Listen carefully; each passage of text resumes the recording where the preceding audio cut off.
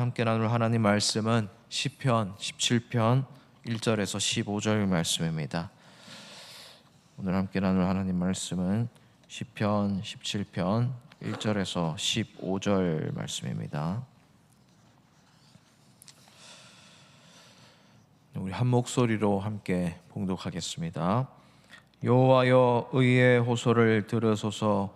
나의 울부짖음에 주의하소서. 거짓되지 아니한 입술에서 나오는 나의 기도에 귀를 기울이소서.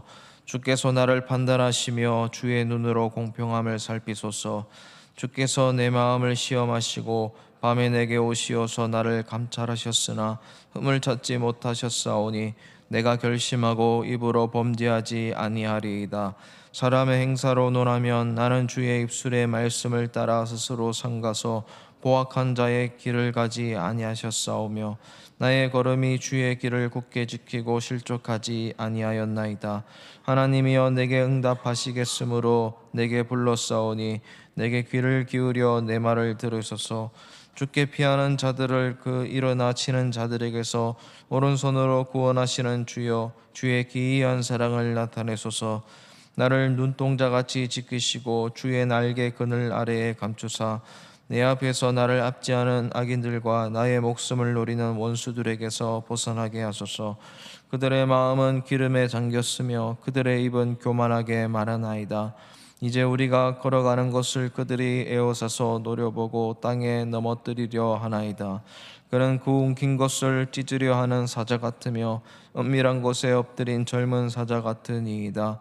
여호와여, 일어나 그를 대항하여 넘어뜨리시고 주의 칼로 악인에게서 나의 영혼을 구원하소서. 여호와여, 이 세상에 살아있는 동안 그들의 분깃을 받은 사람들에게서 주의 손으로 나를 구하소서. 그들은 주의 제물로 배를 채우고 자녀로 만족하고 그들의 남은 산업을 그들의 어린 아이들에게 물려주는 자니이다. 나는 의로운 중에 주의 얼굴을 배우리니 깰 때에 주의 형상으로 만족하리이다. 아멘. 네, 오늘 시편도 다윗의 기도라는 제목이 붙어 있습니다. 다윗이 기도한 시, 노랫말을 가지고 후대에 편집한 누군가가 이렇게 다윗이 기도한 것처럼 기도하자라는 의미에서 이렇게 17장에 이렇게 배치를 해놓았던 것 같습니다. 이 다윗의 시편이 꽤나 많이 있는데 우리는 이 시편을 보면서 꼭 나의 기도는 어느 정도가 되는가 한번 돌아봐야 됩니다. 다윗이 이렇게 기도했구나, 대단한 사람이구나, 이게 아니고 나는 내 기도문을 글로 적는다면 어떤 내용이 있을까? 나는 내 기도는 하나님 보시기에 어떨까? 이런 걸 돌아볼 필요가 있다라는 겁니다. 오늘 본문을 보면 세 파트로 나눌 수가 있습니다. 이제 1절부터 5절까지가 첫 번째 파트고 6절부터 12절까지가 두 번째 파트고 또 13절부터 마지막 절까지가 세 번째 파트인데, 일단 첫 번째 파트는 자신의 결백함에 근거해서 기도를 하고 있습니다. 그리고 두 번째 파트 이 10절부터는 6절부터 12절까지는 이 원수의 공격에 대해서 하나님께 호소를 하고 있는 부분입니다. 그리고 마지막 13절부터는 이 원수가 멸망한 것에 대해서 또 원수의 끝과 자신의 마지막에 받을 상급에 대해서 기도를 하고 있는 장면입니다. 일단 첫 번째 1절 말씀을 보시면 하나님께 이렇게 기도를 하면서 기도의 문을 엽니다. 여호와여, 의의 호소를 들으소서. 의롭다, 정직한 나의 부르짖음을 들으소서라고 기도하고 있다라는 겁니다. 그러면서 뭐라고 하느냐면 자기가 왜 정직한지 그 이유를 뒤에서 말하고 있습니다. 거짓되지 아니한 입술에서 나오는 나의 기도에 귀를 기울이소서라고 말을 합니다. 나는 거짓말을 안 하고 정직하고 의롭게 하나님께 기도하는 중입니다라고 기도하고 있다라는 겁니다. 그러면서 2절 말씀에도 주님이 나를 판단하시며 공평함을 꼭 살펴주십시오라고 기도하고 있습니다. 그리고 어느 정도까지 하나님께 자신의 마음을 면밀히 살펴봐달라고 말하느냐면 3절 말씀에 주님이 내 마음을 시험하시고 밤에 내게 오셔서 감찰하셨으나 흠을 찾지 못하셨사오니, 그리고 내 결심으로 입으로 범죄하지 아니하였다는 것을 주님이 보셨으니 이 정직함을 주님께서 들으십시오라고 고백하고 있다는 겁니다. 여러분, 다윗이 정말 이 정도로 깨끗하고 청렴결백한 사람이었을까요? 아무런 흠이 절대로 없는 사람이었을까요? 아마 그렇지는 않을 겁니다. 오늘 우리가 성경 통독할 때도 읽었던 부분이 나오지 않습니까? 밧세바를 범할 때 얼마나 큰 극악무도한 범죄를 저질렀습니까? 순간순간 실수가 많은 사람이 다윗이었습니다. 그런데 이렇게 고백을 하는 이유가 무엇일까요? 뻔뻔한 것일까요? 자신의 잘못을 그냥 잊어버린 것일까요? 아마 이 상황은 지금 다윗에게 찾아온 원수들이 다윗을 중상모략하는 상황과 맞닿아 있을 것이라고 생각이 됩니다. 지금 다윗의 원수들이 다윗을 그렇게 죽이려고 음해하고 있는 중이었습니다. 없는 잘못도 더 과장해서 포장했고 다윗이 하지 않은 것들을 막 사람들에게 소문을 퍼뜨려서 다윗을 괴롭게 했습니다. 그러니까 그런 것에 대해서 말을 하고 있는 겁니다. 지금 내 원수들이 나에 대해서 이렇게 말을 하고 이런 잘못이 있다고 하고 나보고 이 정도 사람이라고 말을 하는데, 주님, 내 마음을 한번 주님께 열어놓겠습니다. 주님이 한번 봐주십시오. 주님이 나를 판단해 주십시오. 심지어 밤에 내게 찾아오시어 이렇게 말을 하고 있지 않습니까? 잠을 안 자고 지금 잠이 안 와서 하나님, 지금 내 상황 좀 보십시오. 내가 정말 그렇게 한 게 맞습니까? 잠도 안 자고 그렇게 지금 골똘하게 하나님 앞에서 묵상하고 있다는 겁니다. 여러분, 여기서 우리는 다윗의 이런 기도를 한 가지 배울 수가 있습니다. 우리도 이런 상황 많이 경험하지 않습니까? 사람들이 나에 대해서 막 뒤에서 막 이런 수근수근대는 소리가 들릴 때가 있습니다. 정말 내가 하지도 않은 억울한 일에 대해서 막 퍼뜨릴 때가 있어요. 나는 그런 사람 아닌데 나에 대해서 이렇게 했다 저렇게 했다 말을 할 때가 있습니다. 여러분, 그럴 때 우리는 대부분 그 사람에게 반응하지 않습니까? 그 사람에게 막 찾아가서 어떤 식으로든 이걸 해결하려고 하지 않습니까? 그런데 다윗은 그렇게 하지 않았습니다.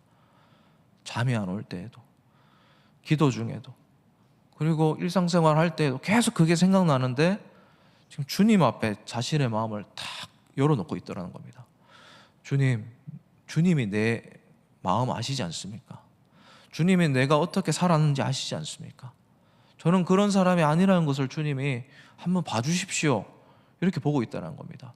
하나님, 나 그렇게 안 했잖아요. 하나님, 나 그런 사람 아니잖아요. 왜 이렇게 억울한 상황 겪게 해주세요? 이렇게 따지는 게 아니라 하나님이 진짜 내가 그런 사람인지 아닌지 판단하시도록 오픈하고 있다는 겁니다. 여러분, 우리가 기도할 때 이런 자세가 꼭 필요합니다. 막 생기는 일들에 대해서 일희일비 안 할 수 있는 방법은 바로 이것입니다. 하나님께 언제나 달려가야 된다는 겁니다. 하나님께서 내 마음을 살펴봐 주시도록 판단을 하나님께 맡기는 겁니다. 내가 판단해놓고 이런 식으로 저런 식으로 하나님이 움직여 달라고 하는 게 아니고, 하나님, 나를 판단하여 주시옵소서. 주의 눈으로 공평함을 살펴주시옵소서. 주님, 내가 정직한지 내가 의로운지 주님, 하나님이 아시오니 내 호소를 좀 들어주시옵소서. 그런 식으로 하나님께 모든 것을 맡기고 있다는 겁니다.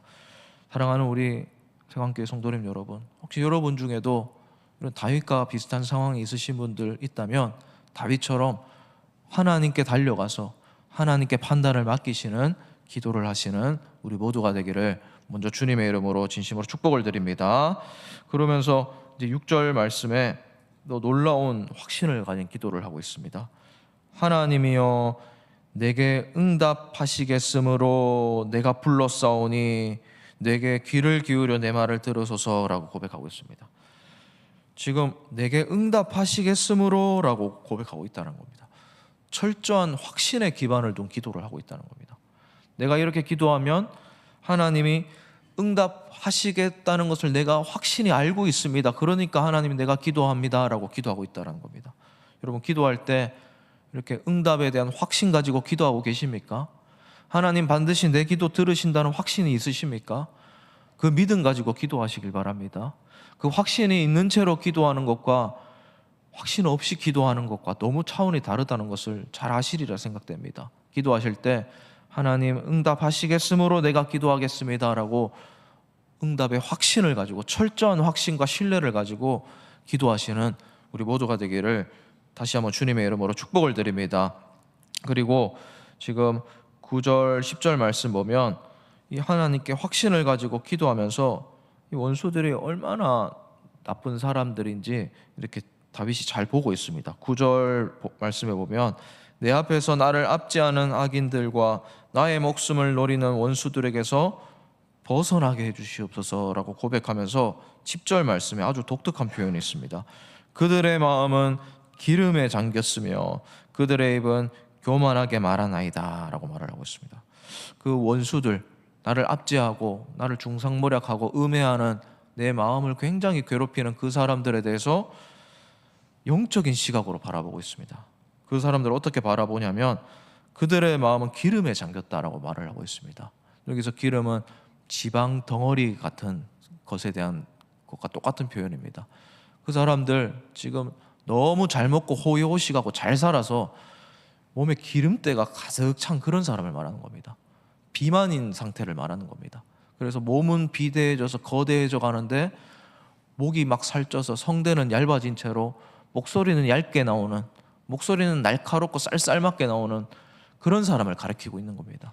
그러니까 영적인 우둔한 상태, 영적으로 완전히 교만한 상태, 그 사람들을 그 빗대어서 지금 표현하고 있다는 겁니다. 여러분, 그리고 이런 표현이 그 뒤에 구절 14절에도 있습니다. 14절 말씀 보면 이 사람들을 또 이렇게 똑같이 표현합니다. 여호와여, 이 세상에 살아있는 동안 그들의 분깃을 받은 사람들에게서 주의 손으로 나를 구하소서. 그들은 주의 제물로 배를 채우고 자녀로 만족하고 그들의 남은 산업을 그들의 어린이들에게 물려주는 자녀이다 라고 그 사람들을 바라보고 있다는 겁니다. 여러분, 이런 기름이 가득한 삶, 몸이 살쪄서 비대해져 가는 삶, 분깃을 많이 받은 삶, 제물로 배를 채우는 삶, 자녀들이 너무 잘 돼서 만족하는 삶, 또 재물이 너무 많아서 자기 자손들에게 막 물려주는 삶, 세상적으로 볼 때는 어떻습니까? 너무 부럽잖아요. 그렇게 되고 싶잖아요. 그래서 우리는 때로는 그 악인들이 형통한 것을 보면서 하나님, 저 사람도 저렇게 잘 사는데 나는 왜 이렇습니까? 나한테도 저 복 좀 주시옵소서. 그런 식으로 우리가 기도하고 살아갈 때가 있지 않습니까? 근데 다윗은 시각 자체가 달랐습니다. 그 사람들 분깃을 아무리 많이 받아도, 재물이 많아서 아무리 풍족하게 살아도, 그 재물 자녀들한테 물려줄 정도로 평안하게 살아도, 기름때가 좔좔 흘러도 그렇게 안 바라보고 있다는 겁니다. 전혀 부러워하지 않고 있습니다. 왜냐하면 그 사람들은 지금 악한 길로 가고 있고 나는 의로운 길로 가고 있기 때문에. 여러분, 우리가 세상을 바라볼 때 이 다윗의 시각이 있어야 됩니다. 악한 사람들도 하나님이 그렇게 살도록 허용하신 것입니다. 그리고 또 반대인 사람도 있습니다. 정말 하나님 잘 믿는데도 뭔가 고통이 가미된 삶을 사는 사람들이 있습니다. 하나님 정말 잘 믿고 살아가는데도 뭔가 한쪽에 결핍이 있는 채로 살아가는 분들이 있어요. 그리고 그럴 때 우리가 조심해야 될 게 있습니다. 영적인 시각으로 이걸 바라봐야 됩니다. 지금 다윗이 그 사람들의 그런 풍족한 세상적으로 부요함에 대해서 굉장히 안 좋게 바라보고 있고, 반대로 자기 자신의 삶에 대해서는 이렇게 고백을 합니다. 15절 말씀에 이게 정말 다윗의 진정한 고백입니다. 제가 한번 읽어드리겠습니다. 나는 의로운 중에 주의 얼굴을 배우리니 깰 때의 주의 형상으로 만족하리이다. 아멘. 저 사람들은 저렇게 살아가면서, 악하게 살아가면서 세상의 일반 은총들 다 누리고 살아가는데, 주님, 나는 의로운 중에 주님의 얼굴만 보면 됩니다 라고 고백하고 있다는 겁니다. 그리고 깰 때의 주의 형상으로 만족하리이다 라는 말은 이 부활의 소망을 두고 말하는 겁니다. 내가 죽고 나서 저 하늘나라에 가서 눈을 뜨게 되어서 깰 때 주님의 형상만으로도 만족하겠습니다 라고 고백하고 있는 겁니다. 이 세상의 삶이 아니라 내세의 확실한 확신을 가지고 있는 겁니다. 저 세상에 갔을 때 하늘나라에 대한 하늘 소망을 확실히 갖고 있는 겁니다. 하나님, 저 사람들은 이 세상에 살 때 저렇게 많은 복을 받고 있습니다. 그러나 나는 그게 중요한 게 아닙니다. 나중에 깰 때에, 저 하늘나라에 갔을 때 주님의 형상을 보게 될 것이기 때문에 그것만으로도 만족합니다라고 고백하고 있다는 겁니다. 여러분, 우리에게 이런 신앙이 있습니까? 여러분, 우리가 이런 확신을 가지고 있습니까? 저 하늘나라에 갔을 때 주님이 나를 두 팔 벌려 안아주실 것에 대한 확신이 있습니까? 저 하늘나라 상급에 대한 그런 소망이 있습니까? 그러면요, 지금 이 세상에서 살아갈 때 시기 질투하지 않을 수 있습니다. 저 악한 사람들의 형통함을 보면서 흔들리지 않을 수가 있어요. 낙심하지 않을 수가 있어요. 저렇게 살면 잘 살겠구나, 이게 아니고 저 사람들 저렇게 살다가 나중에 큰 심판이 있을 건데 너무 가엾다. 나는 저 하늘나라에 갔을 때 깰 때에 주님의 얼굴 보게 될 거야. 그것만으로도 너무 감사하다. 예수님 믿는 것만으로도 너무 감사하다. 주님이 지금 이렇게 주시는 것들, 아픔들 하나님 꼭 붙잡으라고 주시는 것이 맞겠구나. 더 하나님께 기도해야 되겠다. 이렇게 의로운 호소, 정직한 호소를 하는 신앙이 다윗에게 있었다라는 사실입니다.